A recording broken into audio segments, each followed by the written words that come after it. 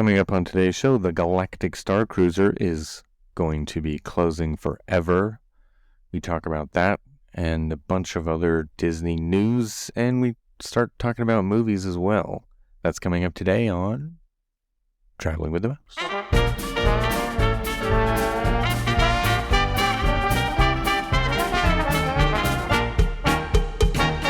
Welcome, everybody, to episode number 404 of Traveling with the Mouse. This is the error code episode. This is an error. What? 404. Oh, no. I just realized that. Sorry. I interrupted your page introduction. Not found? What was 404? Yes, I think it's page not found. No. Episode not found. Maybe that's what I should title it. Sorry. My name is Adam, and I am joined by, who did you hear? That voice? John. Greed can be a powerful ally.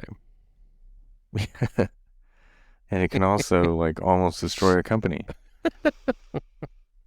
Chapek. The wise words of Qui-Gon Jinn. Yes. He had some other wise phrases. But Indeed. Should we start with the biggest, craziest breaking story that really isn't that surprising? if we want to talk about it. I mean, I feel like we should, right? This was the big story of the week. Sounds good. Galactic Star Cruiser is... I say at the time of this recording, it's the big story of the last 6 hours, right? Yeah. Well, don't give away when we record this. Oh, excuse me. Nobody needs to know that. It's our secret. Not that we ever give that away, ever. Yeah, you guys, every episode, give that away. It's we say something that's at the time of this recording. Yes. Because it can change by the time you hear it. Right. And it usually does. I mean, at the rate that news has been dropping, especially of cutbacks or things changing dramatically, it's been pretty frequent lately. It's quite interesting. But I gotta say, I mean, Iger is cleaning house and he's cutting things back and I think trying to restructure. So I give him credit for having the, we'll say, guts to make some of these big decisions that are not going to look great in the short term, but are probably going to be better for the long run. I think you give him entirely too much credit, but that's just me. You're not a huge Iger fan. I'm more like of an Iger fan. Well, here's what I'm saying. I just feel like as time goes on, the way I kind of see this thing unfolding, I think they kind of took advantage of the fact that Chapek was not popular already. It was like, oh, we have some rough things coming up here. Why don't you be CEO for a year or two, or however long it was, about 2.5 years, was it, when it was all said and done? Here, you weather this storm, and then I'll come in and save the day, or look like I am anyway. Well, Chapek came in like a wrecking ball, pretty much. Because I've seen this in companies before. They will take someone, and they'll give them, hey, you want to be CEO? Of course, nobody's going to turn it down. And then it's because they expect a rough patch, and then they get rid of the guy. You know what I mean? So, but I feel it's very similar. The thing about it is the way he did this, obviously, I mean, you still like him. There's a lot of people that still do because the way he normally has acted and the way he handles himself. I mean, he managed to do it in a way in which he ends up smelling like a rose. But here's the thing. Still not much is changing. Well, look at his track record, though, over the last previous 15 years. He's got a good track record. And I think he's good. He makes better decisions than Maybe so, Chapek. but I don't think this company's in as good a shape financially, and part of that is because of all the spending he did while he was there. They still haven't paid for it all.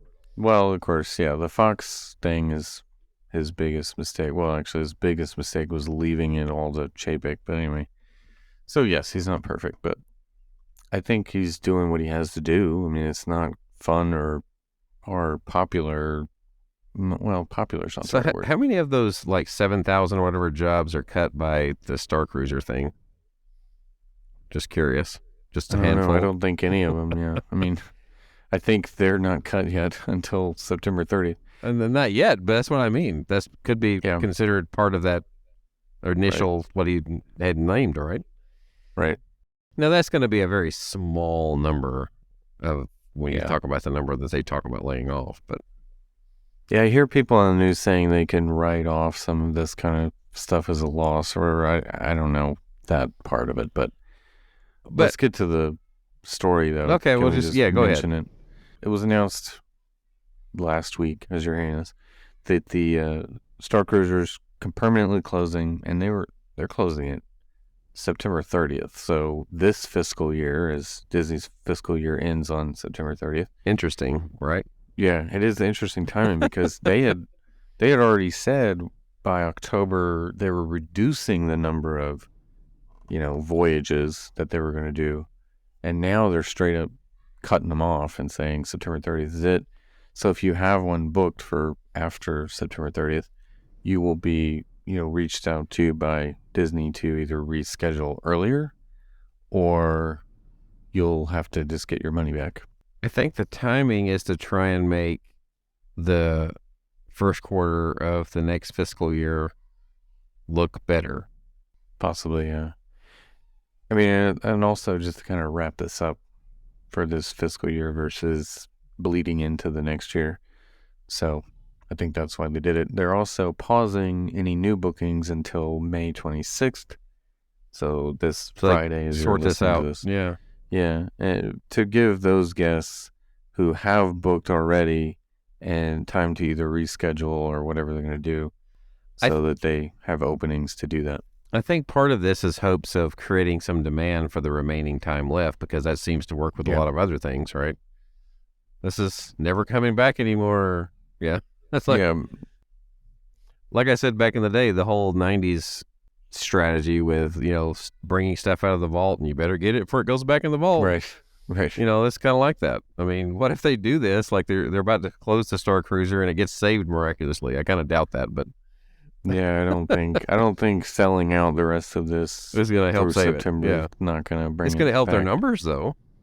Right, and that's probably part of it, part too, of the plan. Maybe a short-term show that, 2023 ended with a Think about it. Instead of letting it die a slow death, which is where it was headed, they just said, this is the cutoff right here, this is the date. And so the people that still want to do it, it's probably going to help increase the bookings in between that time period, right? So it makes that part look better, and then they don't potentially have any losses at the beginning of next quarter either. It's actually a pretty smart business move, but it's still an admission that this was a complete bomb that they even thought of. And this is not a Chapek idea, even though this came to fruition in Chapek's era. This is not a Chapek idea. This was when Iger was still CEO. This Telltale was an idea. He may have been part of the idea. Right, I was going to say, Chapek was head of Parks and Resorts, so it could have very well been his idea. Could have been. But Iger may have, signed off on it. He still had to greenlight it, one way or the other. Yeah. But my thing is kind of like what we talked about with it originally. The sustainability, right? Mm-hmm. How do you keep this? How do you sustain the interest in this? Because even as big as the Star Wars fan base is, it's still a limited fan base. Yeah. And there's only so many people you can get. You probably got most of those in the initial cruises, right? Because it's a lot of money to do it. And then after that, it's not like they can afford to do it very often. It's not like it's priced in a range where there's a lot of repeat visitors, right? Right. So, yeah, I mean, I doubt I'm going to ever get to do this. I mean, I have 3 more months to potentially do it. I was going to do, but well, see, that was the other thing. I was thinking, okay, I'm going to eventually do this, but to say I've done it, and then it would have probably just been the one time, to be honest. I mean, that's the way I feel about it. I don't think I would have wanted to repeat. I think it would have been a one and done. For one, it's just way too expensive. That was the main. Like, it would be fun as a once in a lifetime kind of thing. Like, let's experience this, but I'm not shelling out $5,000 every year to do this. I would much rather go on you could do a 7-night cruise for $5,000 and on a real cruise line. Yeah. Disney cruise. And the so-called discounts they came out with, some of them were pretty good. Yeah, the 30% for pass holders or the Visa card was decent, but it's still really high. Yeah, it's still high even after that. Or for a even 2-day experience. Or even when they did that with the cast members discounts, right? I forgot how high that was. It was pretty significant. It was like 50%. I think they had up to yeah. 50, yeah. It was like 50%. But here's the thing with that, you had to get a cast member to go with you for one. Yeah. I mean, you had to know somebody. Had to stay. They have to stay too. So you're like, right. Okay, you're gonna have to convince. Yeah, you're gonna have to convince the cast member to go along. Right. So, yeah, I mean, it's they did discount it pretty good, but it never got down to. I mean, I think they just said we can't go any lower than this and still make it worth our while. So it's better to just close it. Yeah. So what do we think happens to it? I mean, they've built this structure. Did they just leave it abandoned? Do they try to do something with it to salvage it? Probably not immediately. Yeah. That's probably one of those future plan things. Because, I mean, let's be honest, aside from what's on the inside, I mean, that was a lot of money spent on a lot of things, a lot of pretty interesting and neat things, truthfully. But, yeah, again, the demand, supply and demand, right?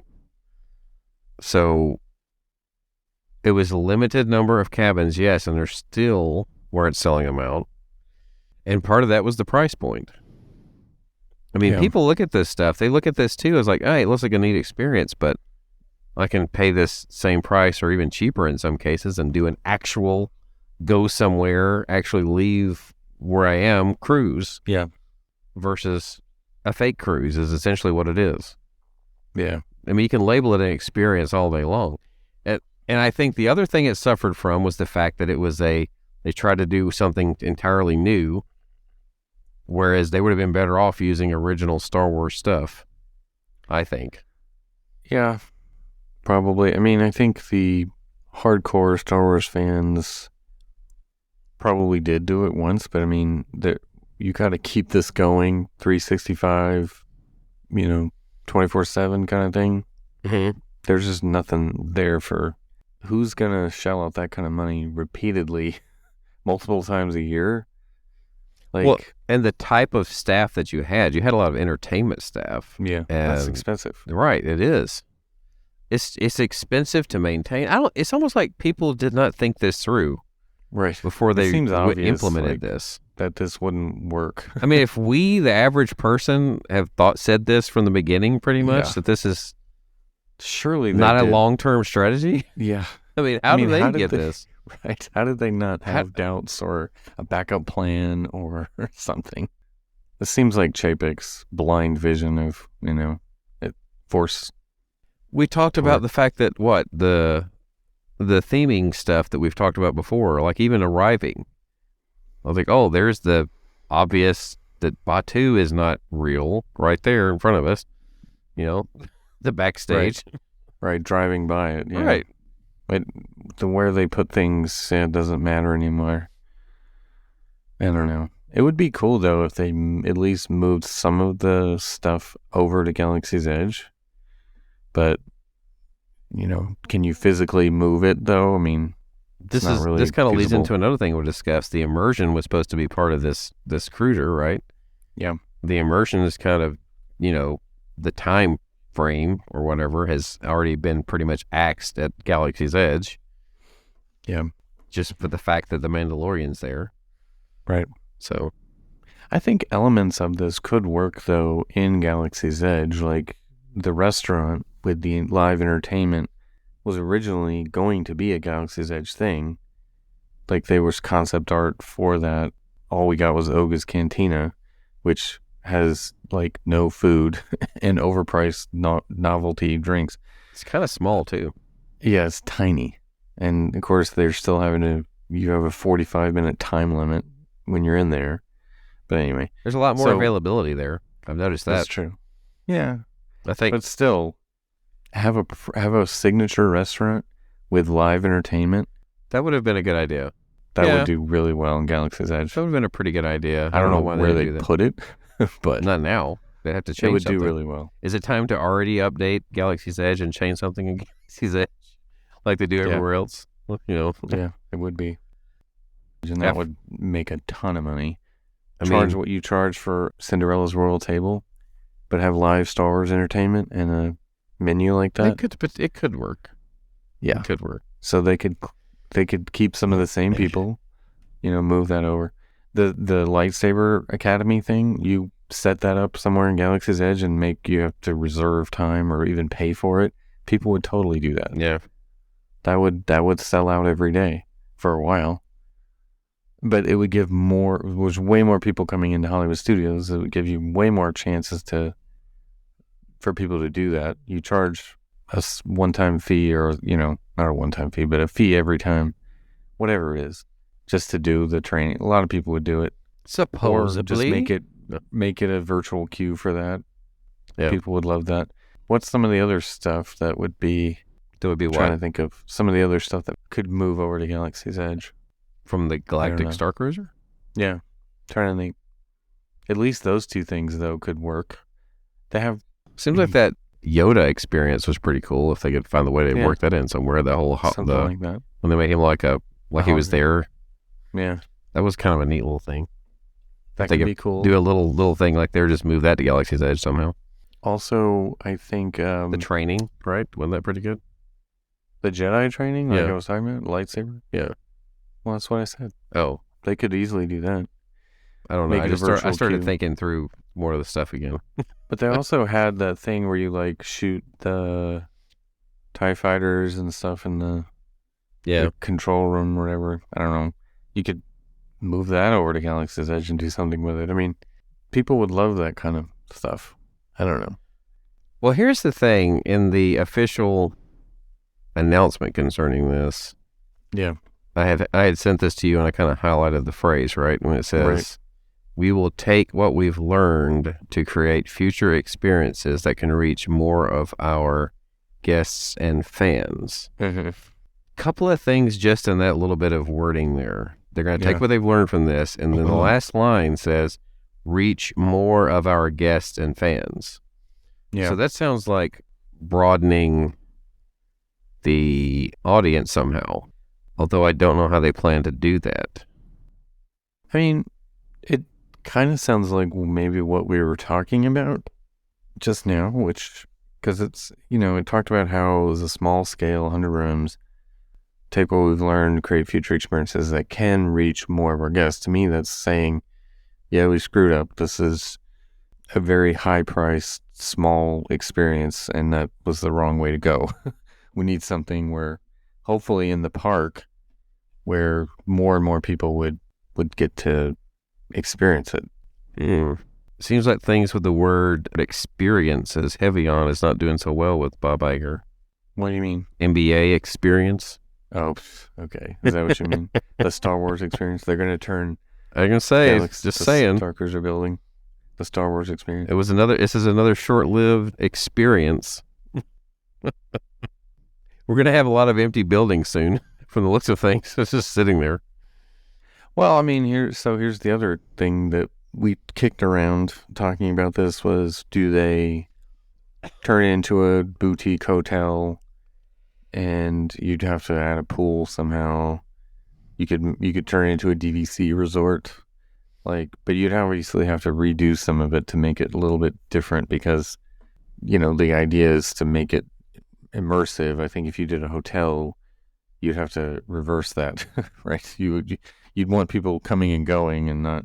You'd have to have bus service. You'd have to have all this other stuff. So it'd kind of ruin the original intent. So you'd have to convert it a little bit to where it's not, like a Star Cruiser. It's a hotel at this point.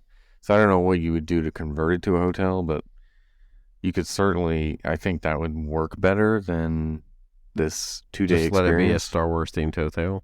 Yeah. I mean, I think you would make money at that. I mean, I would want to go there, even if it's $600 a night. I would try to go at least for a couple of nights or something. It's still way cheaper than doing this experience.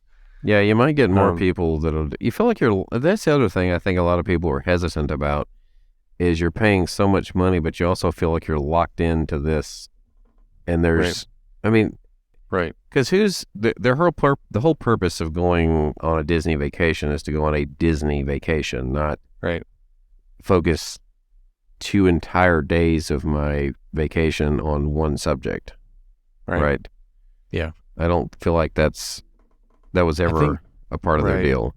And that's why one of the reasons why it didn't work is they didn't offer any kind of way to pair it with a Disney vacation. They didn't that one discount they did early this year where there was like, oh, if you book our deluxe resort after it, you get a slight discount on the resort. Right, we still want you to spend the same amount of money, but you're going to stay in 2 places. Yeah, so you're going to pay like 10 grand for a deluxe resort and this. We want you to spend just as much. We just want you to have the ability to stay, not in the Star Cruiser all the time. Right. I mean, that's the whole thing is like, who's going to make a trip to Orlando from Denver just for a 2-day thing? And it's like, I spent my whole vacation budget on a 2-day experience, and then I got to immediately just fly back because I spent the whole budget on this. Well, you remember back earlier this year, we were on the show. I know I mentioned it, how I looked at the calendar. Like, there was no sold out dates the entire year. Yeah. Not one single voyage was sold out, except for one that was like reserved, I think, probably for a special. And that was sometime this month. Yeah, right. I think it was the only one that had no availability. Yeah. Like the calendar was wide pre-booked, open. Yeah. And for roughly 100 cabins, that's not good. Yeah, I mean, 100. I had to think about that. 100 rooms. Yeah. Yeah. That's not good. That's not a lot of people to begin with. Right. So, yeah. They said, we'll put limited number of cabins, right? They charged a significant amount of money. There was not enough fan base to fill this on a regular basis. That was the issue. Yeah. For every day of the year at that price point. Yes. For years and years and years. Yeah. Exactly. And the experience is not different enough every time Did we discuss something along these lines, even from the very beginning? Yeah. Oh, I mean, we've been talking about this since before it opened. And we're not the only ones. How is this going to work? Yeah. So how did Disney miss it? That's the only thing. Yeah. And maybe I'm wrong, but I just think Chapek just sees dollar signs. I mean, again, that was my thought. I will admit this, like everybody, when it first came out and we saw like the vloggers do their thing and everything, it was like, oh, this is pretty appealing and everything. But the appeal, like that was like a fleeting moment, right? It wore off quick. Yeah, it wore off really fast. Within the first 6 months, you started noticing. Oh, less than that. There was more and more availability, and it died off quick. Like the buzz around it was immediately killed. It was like the new films. Yeah. Like as soon as the trilogy was over, like no one talked about it anymore. Right. Just about. Now that being said, the people who have done it loved it. Like they thought it was amazing. It was really great. Yeah. It's just that, and I don't doubt that it's really cool. I would love to do this. I just am not going to pay, $5 or $6 grand for a 2-day experience. Well, again, one of the people who was really big on this, right? Lynn Testa, right? Yeah, right. Mm-hmm. He praised this from the very beginning. Yeah. But he also at the same time talked about the price point, saying if you're going to spend this kind of money, there's a lot of other things in this world that he would do before you do this, right? Yeah. That was his comment. And he's a super fan. Right. And he's also traveled a lot. Right. A lot of other better ways to spend your money first before you do this. And I think that therein lies the thing. It's not necessarily the money completely. Like, it's a ridiculous amount of money for a 2-day experience. It's a cool experience, though. There's no question that was really awesome. But value-wise, is it really worth what you're paying? Right. And it's just not. It just wasn't. That's why I didn't do it. I mean, I'm a big Star Wars fan. I would have really enjoyed doing this. But the value for me is not there. I'm not that crazy enough to think that $6 grand or whatever is worth. See, I guess I'm that type Star Wars fan that I think stuff like Galaxy's Edge is pretty cool, and I enjoyed the films and the series. I mean, some of them. I'm never going to go to something like Comic-Con or do cosplay or any of that stuff. See, I'm not going to do any of that stuff. I don't think I would cosplay much. No, I don't think I would love that. But I like watching other people, because there's no way I'm at the level of what other people have done. I've dressed up at like Halloween with some Star Wars stuff before, and I might do something like that, but I'm not going to get like super deep into it, like create a Yeah, character and I'm all not this gonna good stuff. spend like $1,000 on a costume to look exactly like Right. a character, but I admire the people who do. I think it's really cool. So, I was kind of in that pool of folks that I'm like, would I like to do this for Yeah, the amount of money? No. I mean, would I like to do it? Yeah. If they would come down a little bit and I felt it was more reasonable, sure. yeah, But they never did that. And even with the discounts, they never came into a range that I thought was reasonable. So, yeah. I mean, I was close. Like I was thinking about it with the 30% off. I was like, this is probably the best we're gonna get. Maybe we could try it. I thought about it, but I really think they overestimated the Star Wars fans' willingness to empty their pockets. yeah. That's also, Well, I mean, like I said a minute ago, it's like the value is just not there for a 2-day experience. It's just most people would not think that's a fair price for 2 days. yeah. That's all. It's just too much. You could do so much more with that. So I don't know. Most people just wouldn't do it, and they didn't.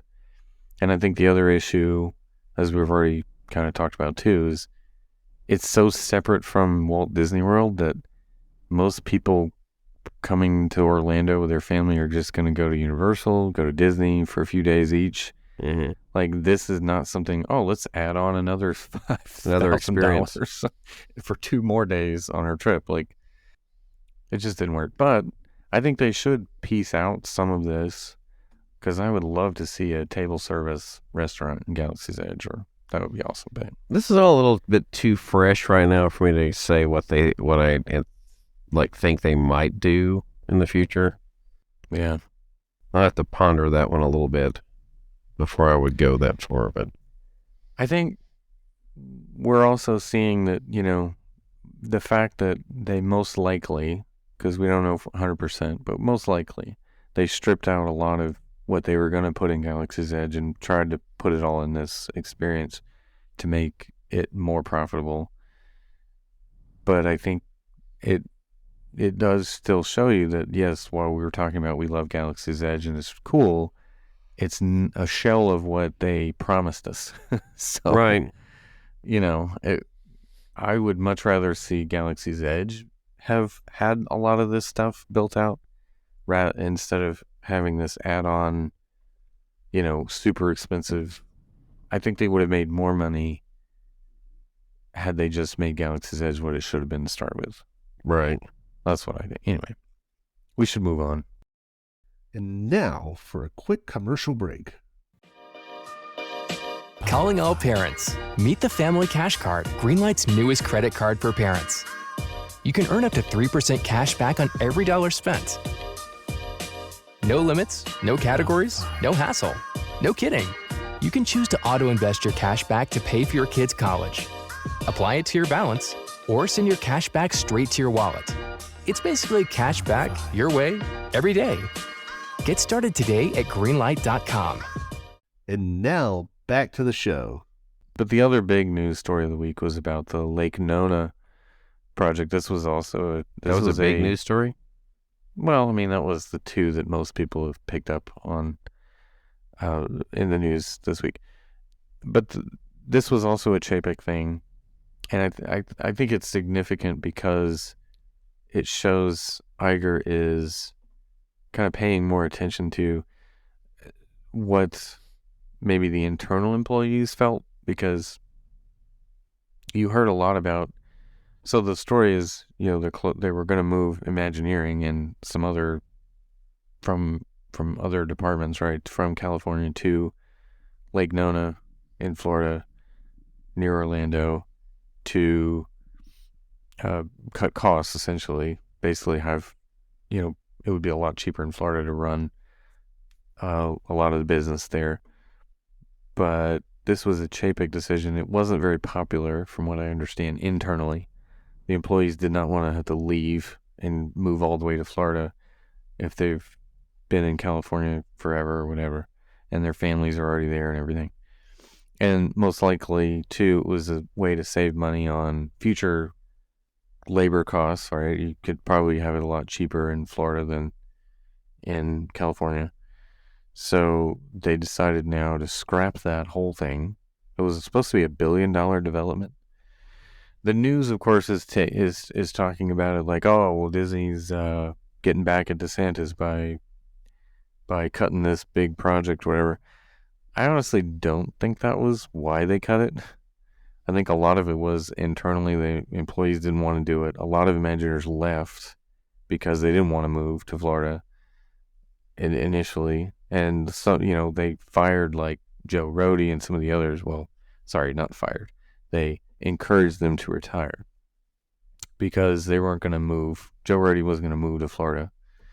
So this is all Chapek. And where does Joe Rohde currently live? Is he live in California? Does he? But anyway,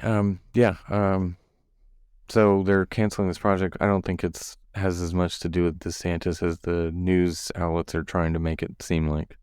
I think this is Iger continuing to, look at things that Chapek had started, and nobody liked Chapek internally, I think, for a lot of reasons. I know the studios were not happy with him. Imagineers were frustrated with all that. So I think this is turning the tide. That's Iger turning the tide back. Again, that's just my speculation, but what do you think? I think that this project was so-called on hold already. You might as well say it was canceled. I don't think it has anything to do with this situation. No. I think they probably would have eventually done it still. And they still may. The whole thing about right now makes no sense because they still, even in their comments, say that they plan on investing like $17 billion or something over the next decade or something like that. That's still in the works. So this is all razzle dazzle, smoke and mirrors, la da da. So it's a bunch of garbage. I think the 17 billion comment too was not necessarily made up, but I think it was just, it's possible they would spend that much. They probably just kind of came up with that figure as a way of just putting it out there that, we're not going to be able to spend this money if they keep messing with us, Well, let's put it this way. It's impossible to pick Walt Disney World up and move it. Could they start over somewhere? I guess they could.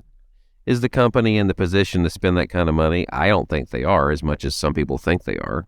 Not yet. I think they're more in danger of crumbling, truthfully. They're closer to that than they are the other way around. Yeah, I don't think so. This is restructuring. It's not a bad thing. We say restructuring. I think they're it's a slippery slope, we'll say. It could, yes, it definitely could, but I don't feel like it will. Anyway, I'm just saying it's not out of the realm of possibility, especially like I said. It's a good point. Back at the beginning of the COVID thing, they were talking about, we're going to save $9 billion, whatever it was, by not paying dividends, and we're going to invest it in the parks. And then here recently, they said they have how much in cash? About $8 billion. To me, that sounds like somewhere along the line you lost $1 billion. So, that's what it sounds like to the, I don't know what you want to say, naked ear, we'll call it. I don't know. I think they're showing their position up there like we're this, that, and other, but the stock's still down. It doesn't look that great, and they need to get back to actually making stuff worth watching, for one thing. That's another thing they need to get back to doing, because it's not resonating with the general population, obviously, what they're making film and movie, movie and TV show wise for the most part. Even this last season of The Mandalorian was not as well received as the previous two, right? It was good, don't get me wrong, but overall it had more criticisms to it than some of the other ones did. Right. For one thing, it didn't have Bill Burr. Come on. Right. Yeah, I know. Why didn't they bring him back? Anyway. Didn't have Bill Burr, and it didn't have Gina Carano. So there you go. That's two things. Right.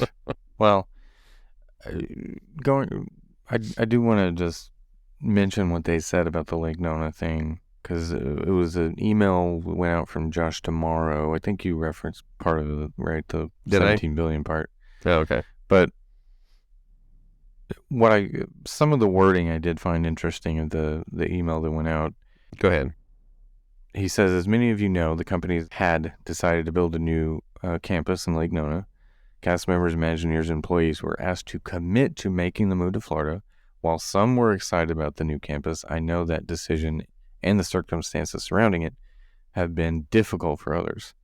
And then it says, given the leadership changes that have occurred since the announcement of this project, including changing business conditions, that's kind of tells you things aren't going well at the moment.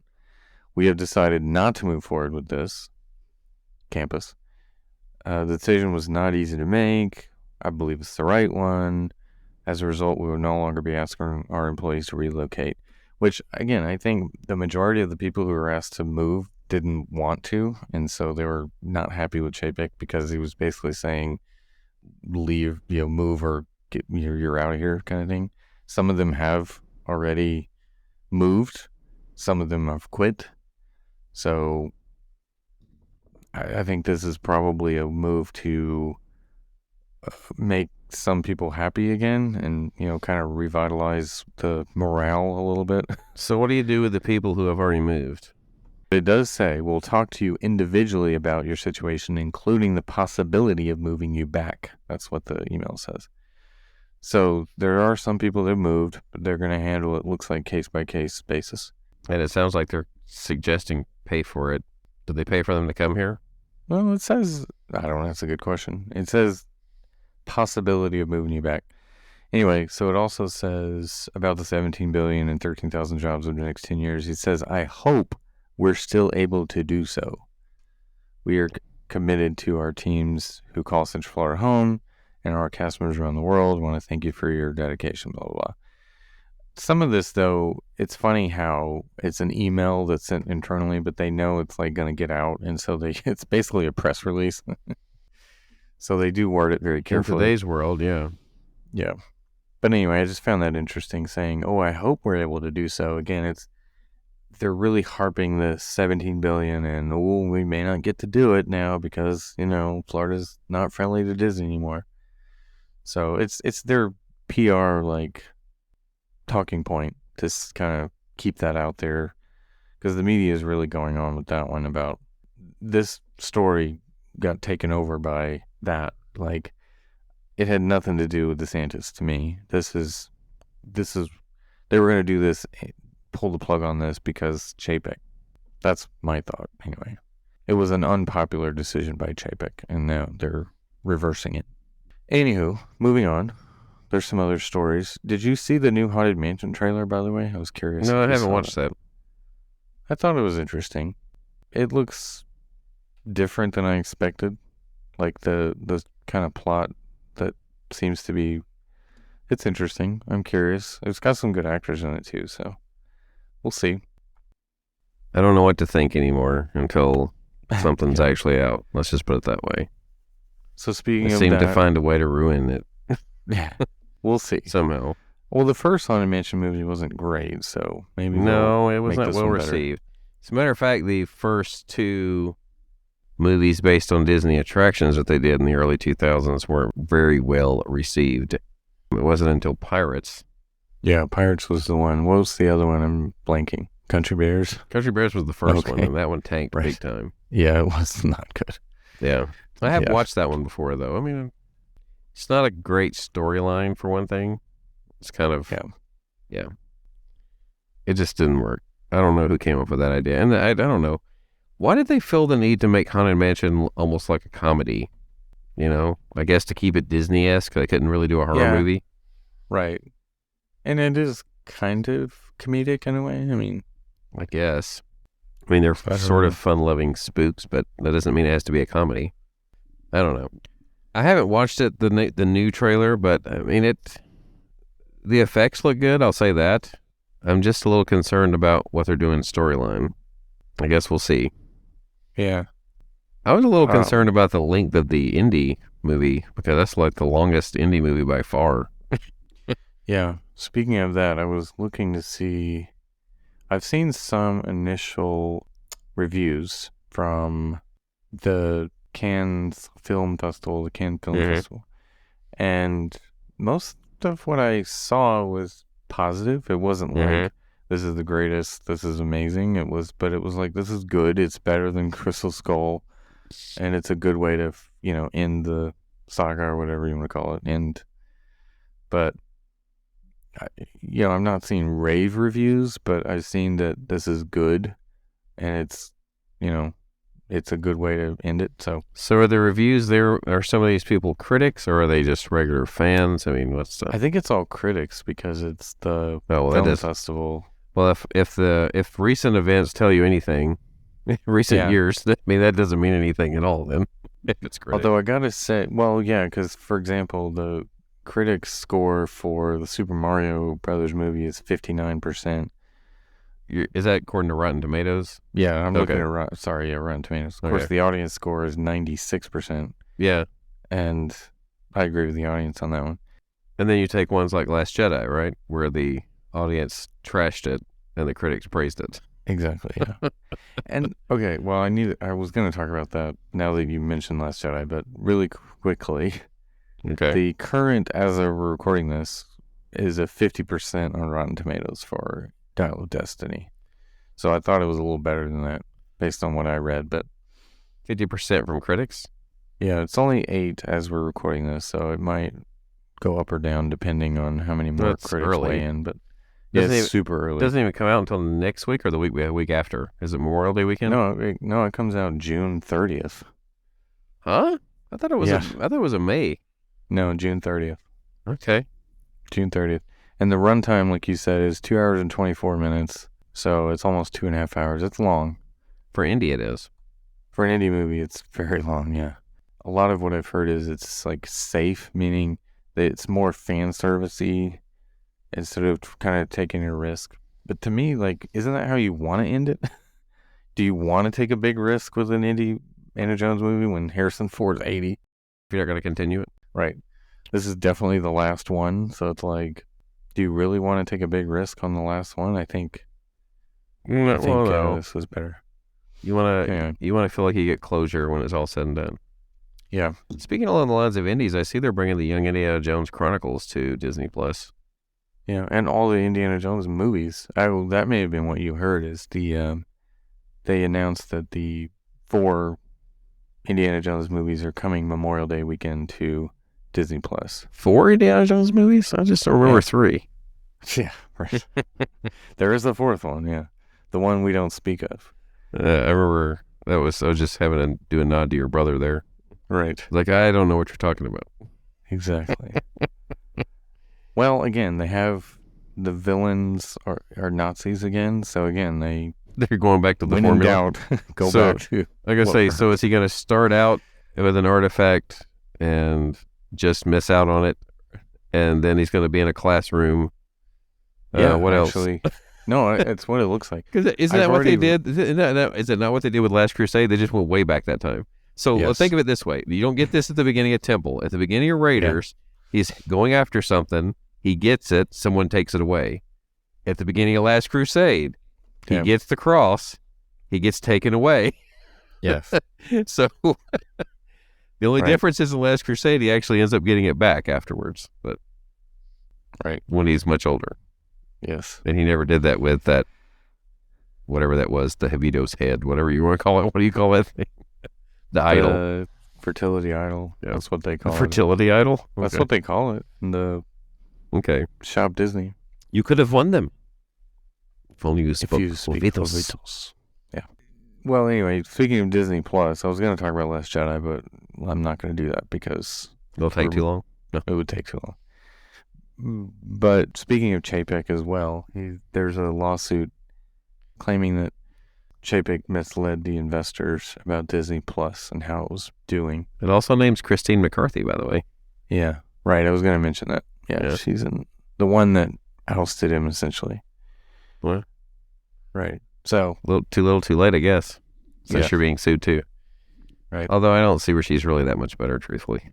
I don't think she would be. But she did the deed, so that got him out. So she has points with you. So yeah, right. She got rid of Chapek, so she's not all bad. I was going to say, just because you brought up getting rid of Chapek, I have to question: are you sure he's gone after this?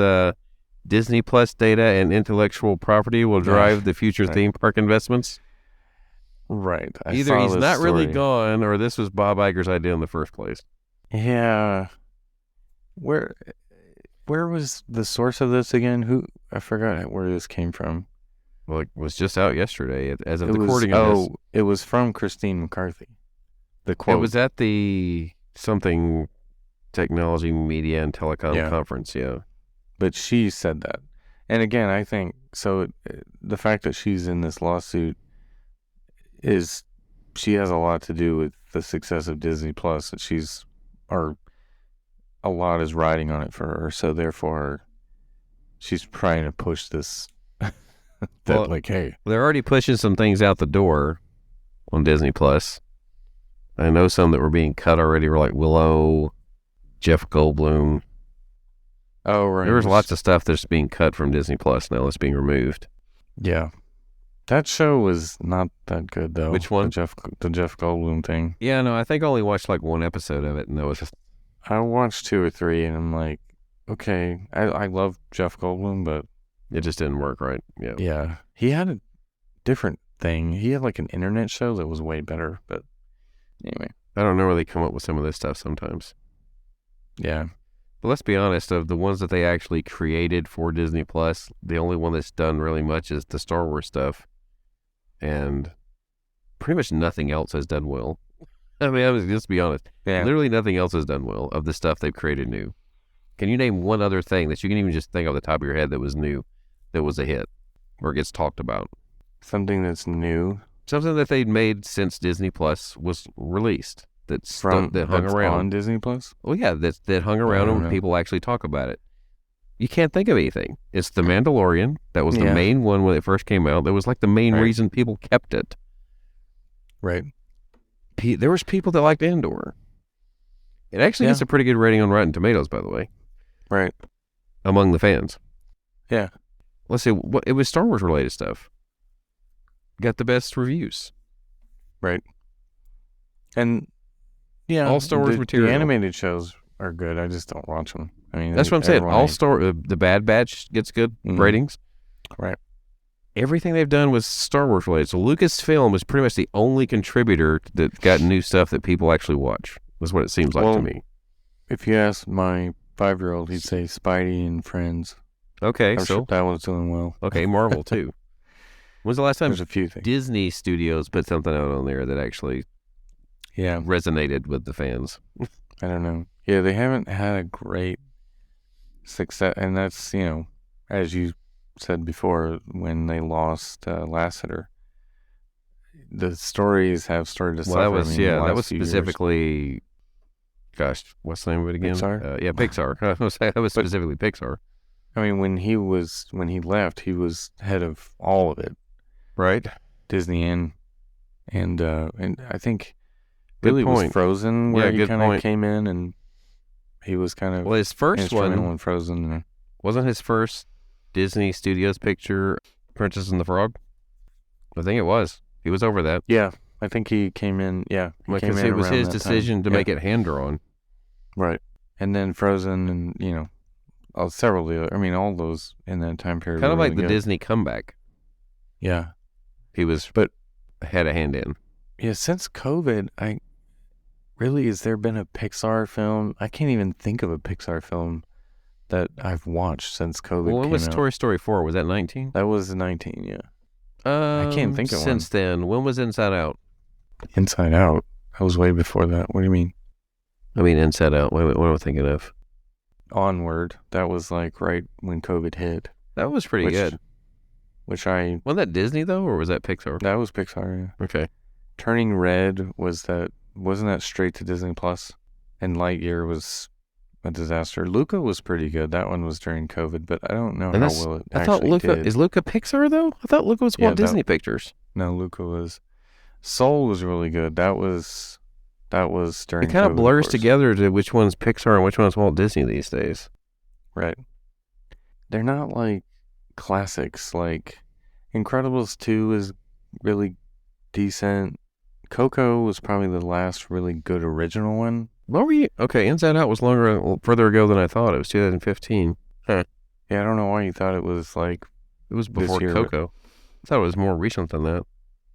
Yeah, I don't know. I mean, Pixar has not put out a great, movie to me. Well, it started declining. Right. Like, a really good original story to me. I mean, Soul is probably the best one of the last couple of years. And it didn't get the attention it deserved. Yeah. Luca is okay, but I don't know. Onward's pretty good. Toy Story 4 was pretty good, but it's not great. I don't know. See. Cars 3 was not good. They've kind of lost their mojo. Maybe so. I do like Luca, though. But again, it's one of those that's not... It's not one I'm going to watch, like, over and over again with the kids, you know? Right. Like, it's one of those that I don't think garnered a lot of attention either, for whatever reason. Yeah. Anyway. Ratatouille was Pixar?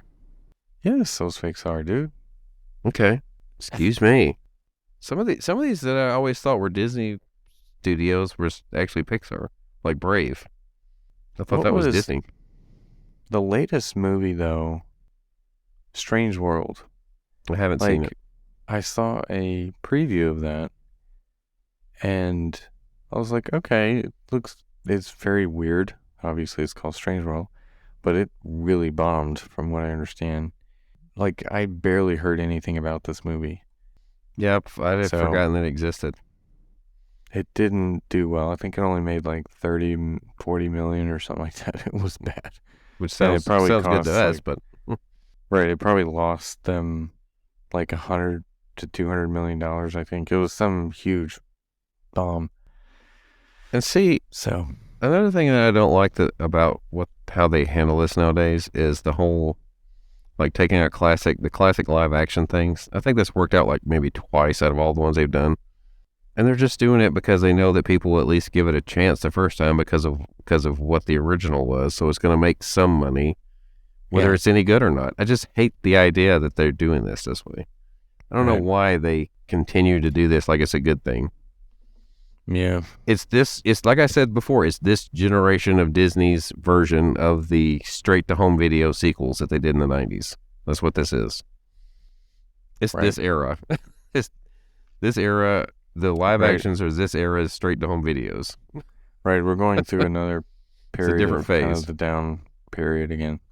Yeah. Well, that was during the Renaissance, though, when they did the straight-to-home movie videos. But it was kind of starting to tail off.